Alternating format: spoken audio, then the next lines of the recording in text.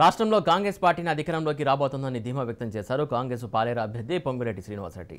తనను గెలిపిస్తే గెలిచిన ఏడాదిలోనే పాలేరు నియోజకవర్గానికి 6 గ్యారెంటీలను అమలు చేస్తానని హామీ ఇచ్చారు. నియోజకవర్గంలోని అన్ని సమస్యల పరిష్కారానికి తాను కృషి చేస్తానన్నారు పొంగులేటి. దాచుకున్నది నిజం కాదా? మళ్ళీ మాయ మాటలు చెప్పి తెలంగాణ రాష్ట్రానికి మళ్ళీ మూడోసారి ముఖ్యమంత్రి కావాలని కలలు కంటున్నాడు.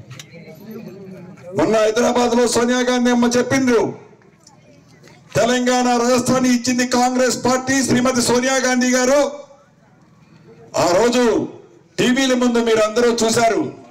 సోనియా గాంధీ గారు మిమ్మల్ని అడిగారు, ఇచ్చిన తెలంగాణ రాష్ట్రాన్ని నేనుండగా ఒక్కసారైనా తెలంగాణ రాష్ట్రంలో కాంగ్రెస్ ప్రభుత్వాన్ని మీరు తీసుకొస్తారు కదా,